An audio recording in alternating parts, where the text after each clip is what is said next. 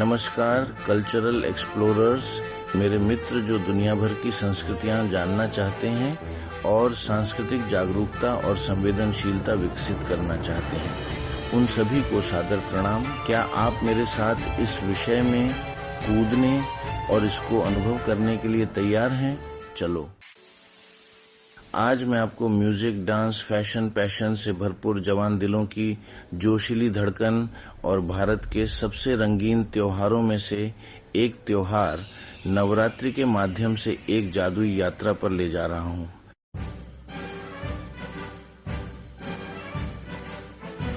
नवरात्रि देवी दुर्गा और उनके 9 दिव्य अवतारों की पूजा और आराधना को समर्पित एक उत्सव है। यह पूरे भारत में और दुनिया भर के हिंदू समुदायों द्वारा अत्यधिक उत्साह और खुशी के साथ मनाया जाता है। इस साल नवरात्रि 3 अक्टूबर से शुरू हो रही है। नवरात्रि अलग अलग कारणों से मनाई जाती है और दुनिया के अलग अलग हिस्सों में अलग अलग तरह से मनाई जाती है। ऐसा माना जाता है कि धर्म और शांति बहाल करने के लिए देवी दुर्गा ने राक्षस महिषासुर से युद्ध किया था। नवरात्रि देवी दुर्गा और उनके 9 दिव्य अवतारों की पूजा और आराधना को समर्पित उत्सव है।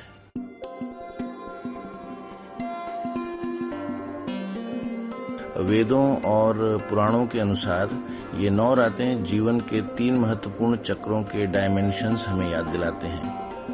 ये विशेष दिशा दिखाते हैं और विशेष परिणाम मिलने के लिए शक्ति, ऊर्जा प्रदान करते हैं। वे 3 गुण तमस, रजस और सत्व के नाम से जाने जाते हैं। यह सद्गुणों के प्रतीक भी हैं। हम सब जानते हैं कि हमारा जीवन इन्हीं 3 गुणों से संचालित होता है और फिर भी हम शायद ही कभी उन पर विचार करते हैं और उन्हें पहचानने की कोशिश करते हैं, जबकि हमें उनका अभ्यास करना चाहिए। तमस, जड़ता, नवरात्रि के पहले 3 दिन तमोगुण के माने गए हैं। रजस अगले 3 दिन रजोगुण, गतिविधि और जुनून के माने गए हैं और अंतिम 3 दिन सत्व गुण, ज्ञान, पवित्रता और शांति के लिए माने गए हैं।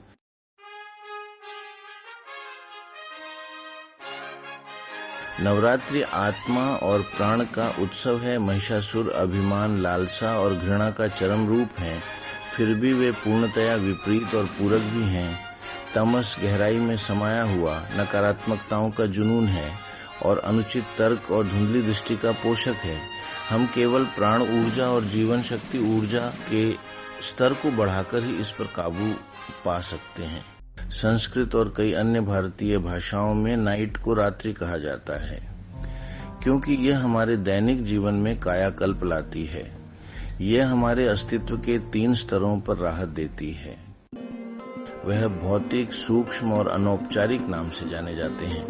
इंग्लिश में उनको फिजिकल, सटल और कैजुअल कहते हैं। फिजिकल, उपवास करने से शरीर डिटॉक्सिफाई होता है, शरीर के विषैले तत्व दूर हो जाते हैं। सटल, मौन व्रत वाणी को शुद्ध करता है और बकबक करने वाले मन को आराम देता है। और कैजुअल, ध्यान करने से आप अपने आप के मन में डुबकी लगा लेते हैं। बहुत से लोग ये सब जानकारी रखते हैं कि हमारा जीवन यह 3 गुणों से संचालित होता है, फिर भी हम शायद ही कभी उन पर विचार करते हैं, हम उन्हें कभी पहचान पाते हैं और हम उनका कभी अभ्यास करते हैं। नवरात्रि के पहले 3 दिन तमस के लिए समर्पित हैं। अगले 3 दिन रजस, राजोगुण, गतिविधि के लिए और नवरात्रि के अंतिम 3 दिन सत्व गुण के लिए, शांति के लिए समर्पित हैं। हमारी चेतना तमस और रजस गुणों से होकर गुजरती है और नवरात्रि के अंतिम 3 दिन में सत्व गुण खिलता है।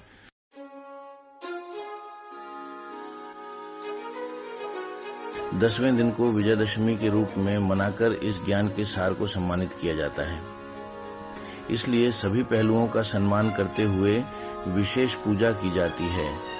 इस दौरान जीवन और प्रकृति का प्रदर्शन किया जाता है।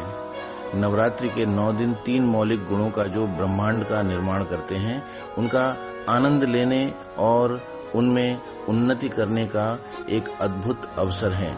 यद्यपि हमारा जीवन यह 3 गुणों से संचालित होता है और उन 3 मौलिक गुणों को शक्ति का हिस्सा माना जाता है, क्या हम उन 3 मौलिक गुणों को पहचानने के लिए हम कभी समय नहीं निकाल पा रहे हैं?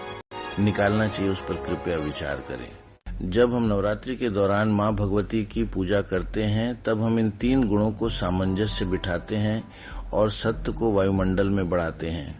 हमें इन 9 दिनों के दौरान देवी माँ परमात्मा के 3 रूपों की पूजा, आराधना और आचरण करने से ये 3 गुण हम सभी की जीवन नौका पार कर सकते हैं। सबसे पहले देवी दुर्गा का आह्वान किया जाता है, जिनकी प्रार्थना करने से मन की अशुद्धियां दूर हो जाती हैं। इस तरह हम राग, द्वेष, अहंकार और लालच जैसी मन की प्रवृत्तियों पर जीत हासिल करना शुरू करते हैं। एक बार जब हम इन नकारात्मक प्रवृत्तियों और पैटर्न पर काबू पा लेते हैं, हम अपने सकारात्मक गुणों को पोषित और मजबूत करने के लिए आध्यात्मिक पथ पर आगे बढ़ते हैं। हमारे दिल और दिमाग में इन अच्छे मूल्यों और गुणों का पोषण करने के लिए देवी लक्ष्मी से प्रार्थना की जाती है। नवरात्रि के आखिरी 3 दिनों में जब सत्व उच्च रहता है, तब एक प्रतीक के रूप में कृतज्ञता के साथ देवी सरस्वती के विभिन्न रूपों से स्वयं का उच्चतम ज्ञान प्रसाद प्राप्त करने के लिए प्रार्थना की जाती है। इन 9 दिनों किए जाने वाले यज्ञों के दौरान प्राचीन संस्कृत मंत्रों का जाप किया जाता है। इस शुद्धिकरण और उत्थानकारी अपलिफ्टमेंट का गहरा प्रभाव हमारी चेतना पर पड़ता है। यह प्रभाव शब्दों से अधिक स्पंदनों के साथ, वाइब्रेशंस के साथ एक होने से पड़ता है।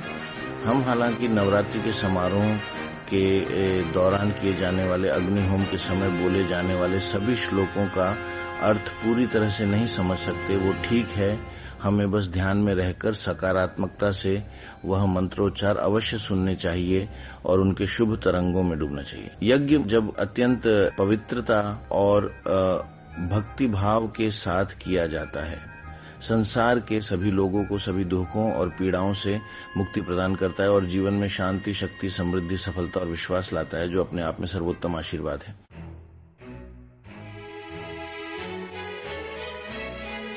9वां दिन हमारे पास जो कुछ भी है उसका आदर सम्मान करने का दिन है। अग्नि होम अर्पण क्रिया महत्वपूर्ण है, उससे देवी के आशीर्वाद मिलते हैं।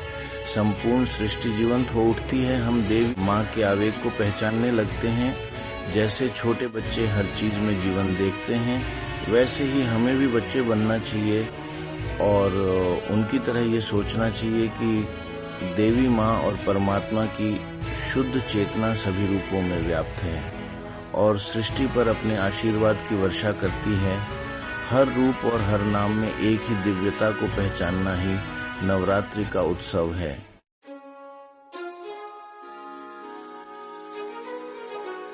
दसवां दिन विजयादशमी है।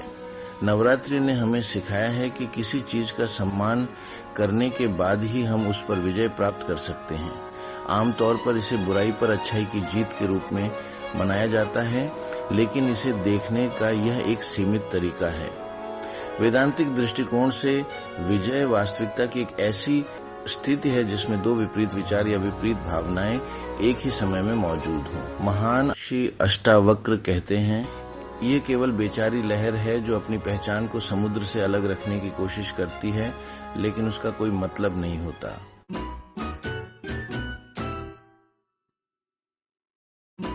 नवरात्रि के दौरान ऊर्जा स्पर्शनीय होती है। गरबा और डांडिया रास जैसे पारंपरिक संगीत और नृत्य रूप रातों को लय और आनंद से भर देते हैं। कल्पना कीजिए कि आप गुजरात के मध्य में हैं, जहां गरबा की उत्पत्ति हुई। वहां लोग सकारात्मक, कंपनपूर्ण, जीवंत वातावरण में पारंपरिक पोशाक पहने गोल घेरे बनाकर ढोल और लोक गीतों की धुन पर नृत्य कर रहे हैं। यह देखने लायक दृश्य और एक ऐसा अनुभव है जो आपकी आत्मा को छू जाता है। लेकिन नवरात्रि सिर्फ नृत्य और संगीत से कहीं अधिक है। यह उपवास, प्रार्थना और अनुष्ठानों के बारे में भी है। कई लोग इन 9 दिनों के दौरान उपवास रखकर अपने शरीर और दिमाग को शुद्ध करने के लिए केवल विशिष्ट खाद्य पदार्थों का सेवन करते हैं। मंदिर पूजा अर्चना करने वाले भक्तों से भरे हुए होते हैं।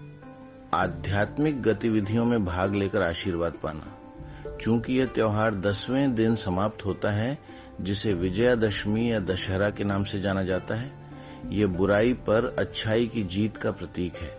राक्षस राजा रावण की मूर्तियां जलाई जाती हैं, जो रावण पर भगवान राम की विजय का प्रतीक है। यह धार्मिकता, आध्यात्मिकता और न्याय के महत्व का एक शक्तिशाली अनुस्मारक है।